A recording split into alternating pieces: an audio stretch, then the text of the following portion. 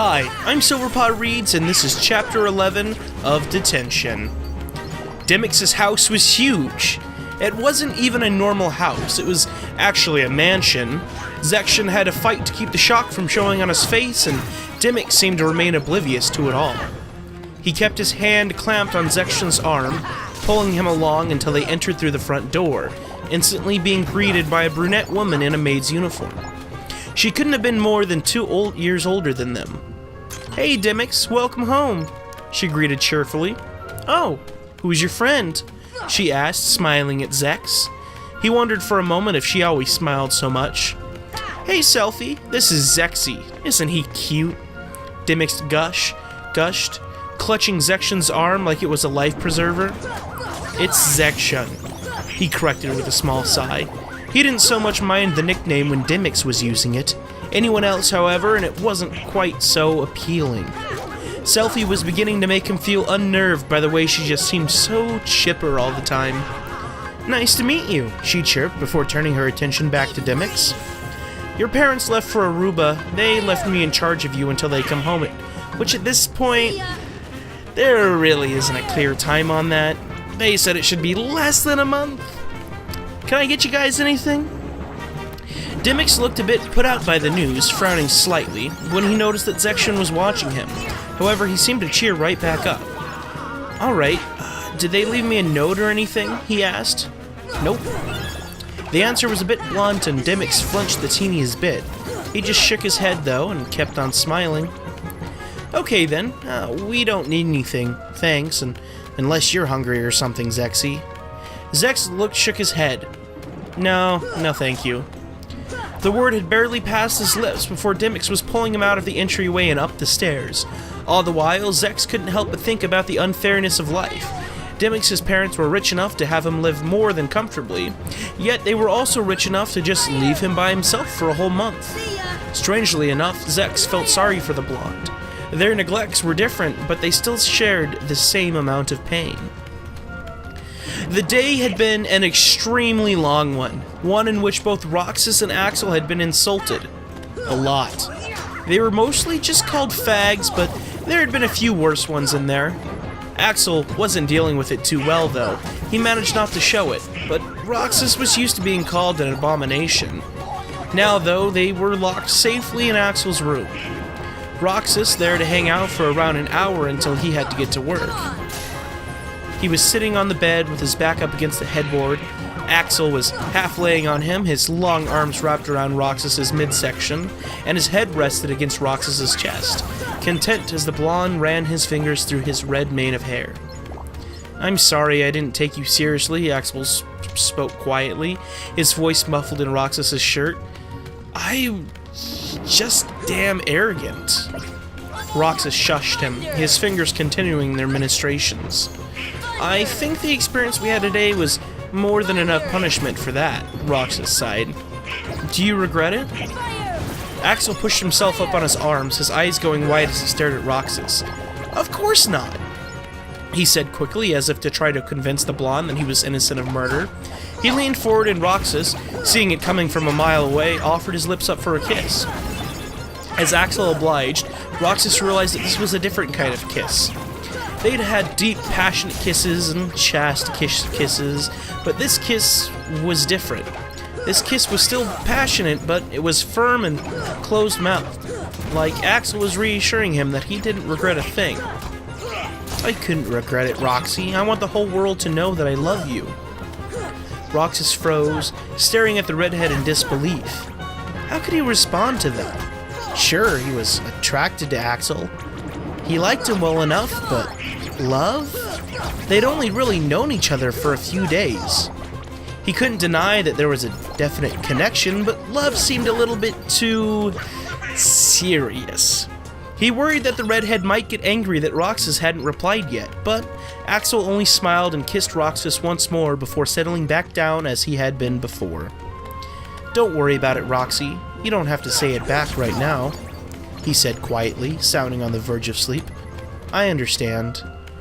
Roxas was extremely glad for this, finally unfreezing and letting his eyes drift closed, sleep overtaking them both in a matter of minutes. Dimix's room was the size of Zex's whole house. It was actually the entire third floor of the mansion, fashioned into a penthouse. He had his own bathroom, living room, and bedroom up there. Zex had shared his room with Riku for 13 years. Yeah, so this whole floor is mine. My parents never come up here, just me and the maids, Dimix explained, brushing aside a fluttery blue curtain, revealing a bedroom set up behind it. The entire area was blocked off on all sides by the same curtain material. Zex figured it was to give some semblance of an actual room instead of a living room with a bed in it. Dimix was watching Zex study the area with wide eyes. "What do you think, Zexy?" He smiled with a small grin. "It's nice, Dimix. Very big." Dimix nodded enthusiastically. "Yeah, it is a bit much, isn't it? Still, it's where I spend most of my time, so..." He trailed off, bringing a thumbnail up to his mouth and chewing on it unconsciously. They were both quiet for a long time, and an awkward silence settled over them. Zex, for once in his life, was almost desperate for the silence to end. When his eyes found the guitar resting carefully in its stand in the corner, it was almost like a godsend. "You play the guitar?" he asked, suddenly remembering Dimix having mentioned that. The blonde practically glowed when Zex mentioned it. "Yep. Want me to play something for you?"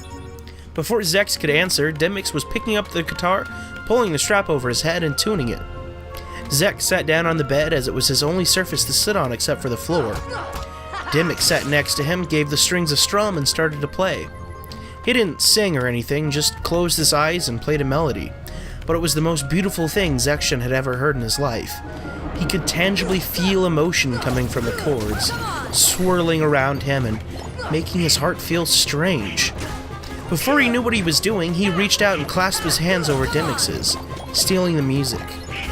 Dimix, looking confused, opened his eyes and frowned. "Did you not like it?" he asked, sounding slightly hurt. Zexian shook his head, hands working to loosen the strap from around Dimix's neck. The blonde finally figured out what he was trying to do and removed it himself, leaning his guitar against the wall. "I loved it, Dimix. It was beautiful," he answered honestly. "Then why'd you stop me?"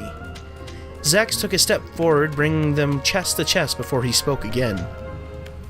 "I wanted your hands free for something else," he breathed, catching the still confused blonde's lips in a searing kiss. Dimix responded enthusiastically, and it was all Zexian could do to not grin in victory. Roxas awoke to an annoying prod in the forehead. He wrinkled his nose and swiped his hand at the annoyance before falling back asleep. It happened again, and Roxas was forced to open his eyes. He blinked twice before realizing that he wasn't in his room. Axel was still fast asleep on top of him, and Reno was looking down at them mockingly. "Hey there, little Roxas," he greeted with a grin. "It's nearly 4 o'clock, you know. Don't you have family that'll worry about you?"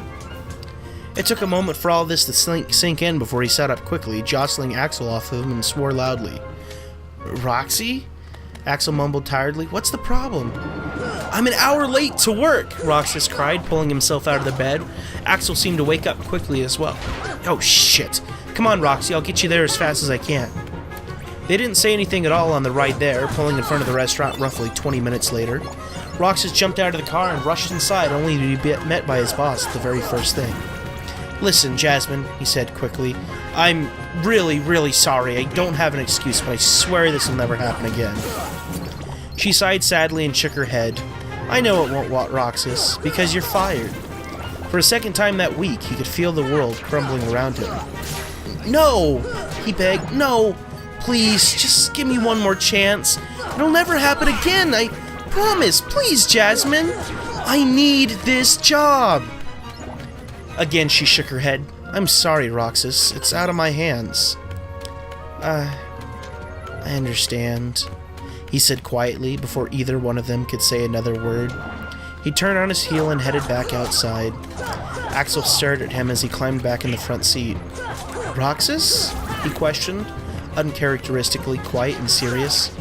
I got fired," Roxas said numbly. Axel sighed and started up his car again, pulling out of the parking lot. "I'm sorry." "It's not your fault, Ax. Can you just take me home, please?" "Sure," Axel answered, turning the truck in the direction of Roxas' house. Funny thought that it might not be so for much longer. Things escalated very quickly. One moment they were shyly kissing, and the next, Section was straddling Demyx on the bed, their bodies pressed tightly together, making out heavily. Demyx seemed to have a fascination with running his hands through Zex's hair. He knew that he'd look ridiculous later, but he couldn't really seem to care about that. For now, it was only when Demyx swept his hand in such a way that Zex's bangs were pushed aside that he got worried. Demyx's hand came into contact with the thick, ugly scars, and everything froze. Zection yanked himself away, quickly pushing his bangs back into place in vain. He knew that there was no point and Demyx would no doubt ask questions, but he had to try anyway. Zexy? The blonde said breathlessly. Zection, come back here. Zection meekly approached the bed, and Demyx's hands instantly came up to sweep his bangs back. Zex closed his good eye, not wanting to see the look of disgust that was sure to come. He heard a small gasp and winced, making to pull away before he felt a hand clamped on his arm. Oh, Zexy, he whimpered. What happened to you? It's nothing, he lied, just a drunken mistake. You didn't do this to yourself? Demyx gasped in outrage. Zection opened his eyes and stared at the blonde in disbelief. No, I didn't do it to myself. My father did it to me, he answered honestly. Demyx looked so sad, his fingers coming to trace over the thick scars. I'm sorry, Zection apologized. I know it's grotesque. No, Demyx shook his head. It's not. Does this eye not open? He asked, and Zection could imagine the feeling of Demyx's fingers tracing over his eyelid. No, I'm blind on that side. As long as this all was happening, he figured he might as well tell the truth. Zection wanted more than anything to push his bangs back into his face, to hide from scrutinizing eyes, but somehow he knew Demyx wouldn't let him.